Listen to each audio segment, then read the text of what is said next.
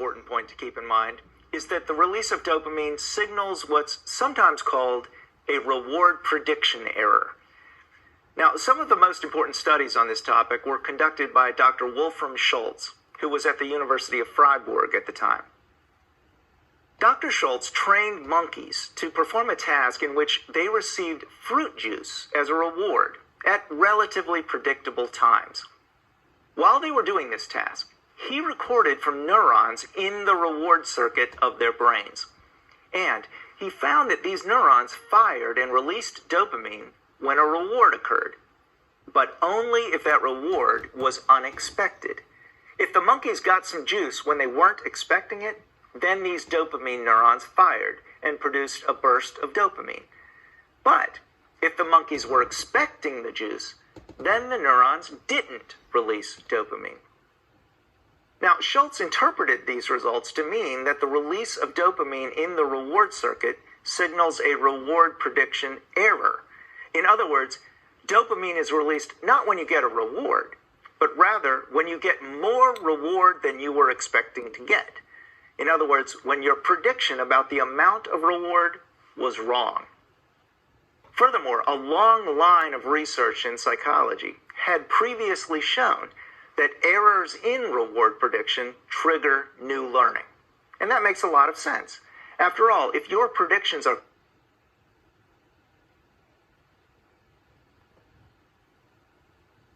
correct, there's no real need for new learning. It's when your predictions are wrong that you really need to learn, because that's when it's clear that your model of the world isn't quite right and it needs to be updated. And what do you learn? Well, you learn associations between the current situation and the arrival of a reward. So then, the next time you're in a similar situation, you'll be better able to predict what's going to happen. Dr. Schultz also found that over time, the dopamine neurons started firing in response to the environmental cues that preceded the reward. In one of his experiments, a light flashed a second or two before the juice arrived. And he found that once the monkeys had learned that the juice was associated with the light, then their dopamine neurons would fire in response to the light rather than the juice. Okay, so dopamine release is associated with craving, and it also signals reward prediction error, and it triggers learning associations between the current situation and the future appearance of a reward. But what does any of this have to do with opioids and with opioid addiction? Well, remember, when an opioid drug binds to opioid receptors in the reward circuit, it artificially triggers a big burst of dopamine. But the brain doesn't know that the dopamine burst was triggered artificially by a drug. So it treats it as if it had been triggered by an unexpected natural reward, like food or praise. And then the brain does the two things it always does in response to a dopamine burst. First, it learns associations between the current situation and the likelihood of future reward. And in the case of a drug user, that means learning strong associations between the environmental cues associated with drug taking and drug taking itself. For example, the people the user is with get associated with drug taking. The room where the user takes the drug gets associated with drug taking. The needle or pill bottle or other paraphernalia that are present get strongly associated with drug taking, and so on. Any and all environmental features that are associated with drug use get burned into the user's memory. And the second thing that the burst of dopamine does is to trigger craving. And because opioids and other drugs of abuse produce abnormally large bursts of dopamine, the cravings are also abnormally strong.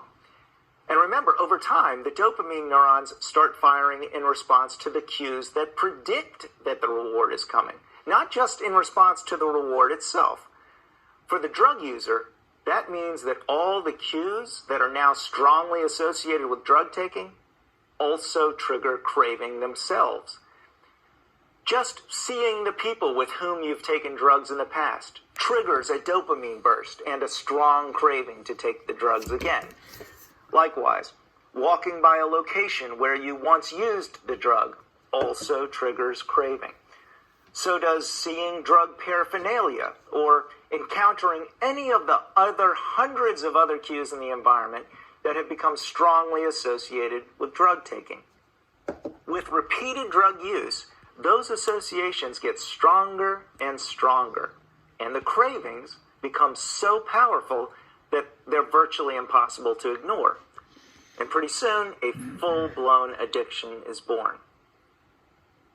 So in a very real sense, opioids and other drugs of abuse fool the brain into behaving as if there's no more rewarding behavior in the world than taking that drug. And over time, that's exactly how addicts act.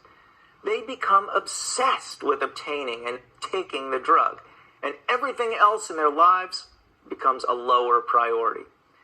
And that's when you see the tragic downward spiral of neglected responsibilities, broken relationships, and even criminal behavior that's associated with drug addiction. Finally, let's turn to perhaps the most important question of all. Is there anything we can do to help these people and ultimately stem the tide of the opioid epidemic? Well, yes and no. There are some very effective treatment options, and there's some promising research directions.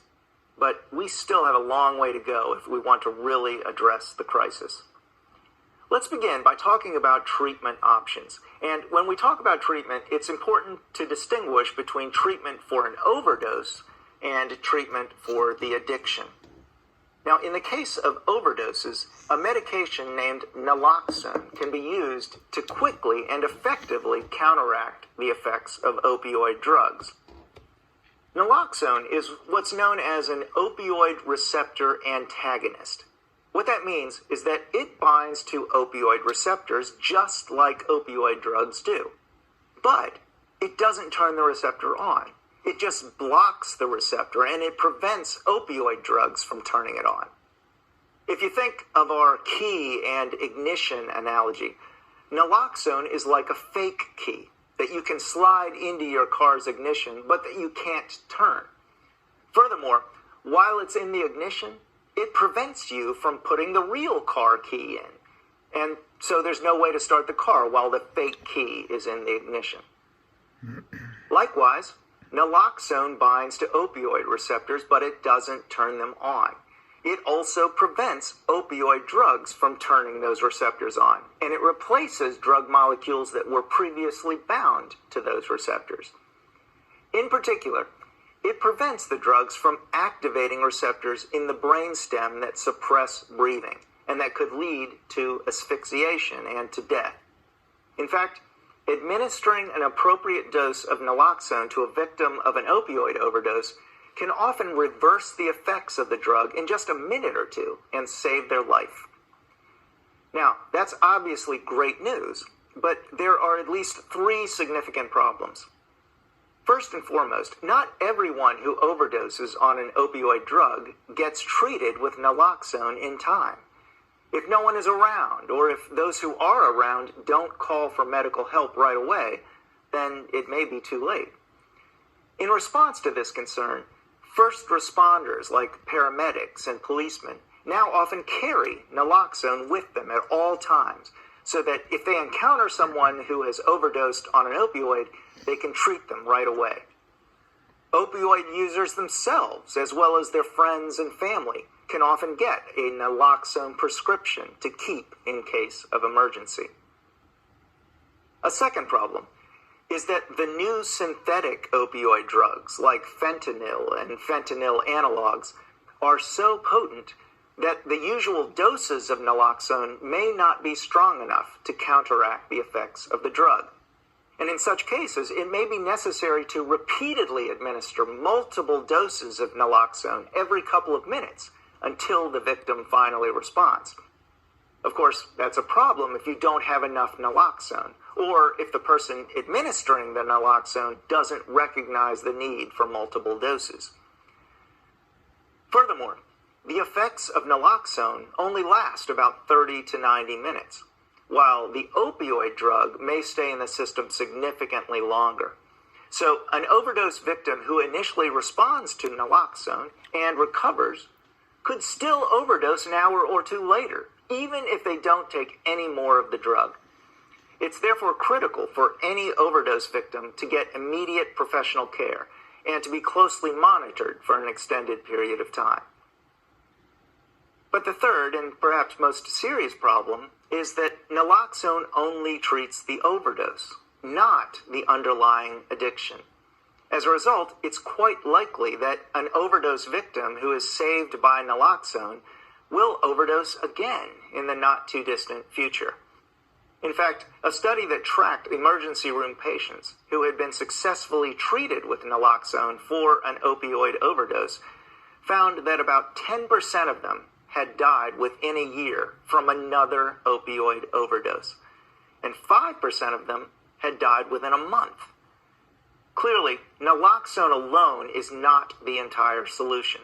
We need to find ways to help people escape the addiction itself. But how? Well, the most common approach is to replace the use of illegal opioids with the controlled administration of safer legal opioids. That's the idea behind what's called methadone maintenance therapy. Now, methadone is another opioid drug, and so administering it to an opioid addict will significantly reduce their cravings, and it will also prevent them from experiencing the extremely unpleasant withdrawal symptoms like anxiety and muscle aches that quitting cold turkey would produce.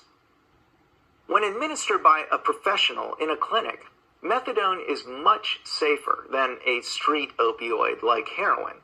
For one thing, the dosage is controlled, and so there's virtually no chance of an overdose.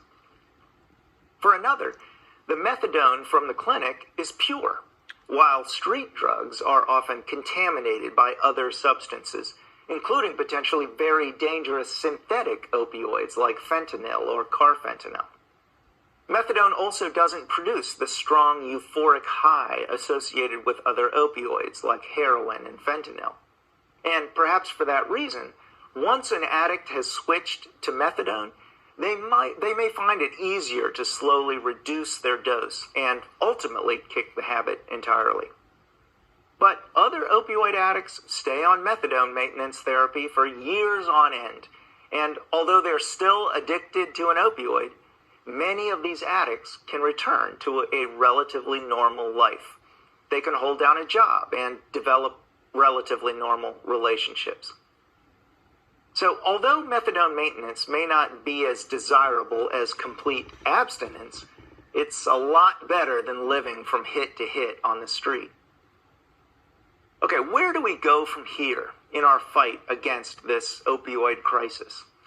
Well, in May of 2017, the director of the National Institutes of Health and the director of the National Institute on Drug Abuse suggested three major research directions that scientists could pursue in order to address the issue. The first idea is to try to develop new overdose reversal interventions that are better than the current approaches. For example, scientists could develop new drugs that are strong enough and long-lasting enough to counteract the effects of the powerful synthetic opioids more effectively than naloxone can. Scientists could also develop technologies that detect overdose and that automatically intervene by signaling for help or by administering an opioid antagonist like naloxone, even if no one else is around.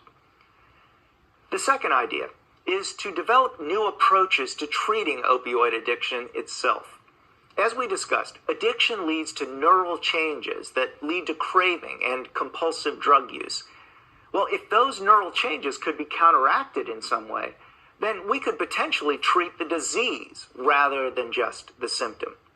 One promising possibility is to develop vaccines that cause the body's own immune system to attack opioid drugs and prevent them from entering the brain. A third idea is to improve the way we treat pain. It's important to remember that opioid drugs still play a crucial role in relieving the suffering of countless patients with chronic pain.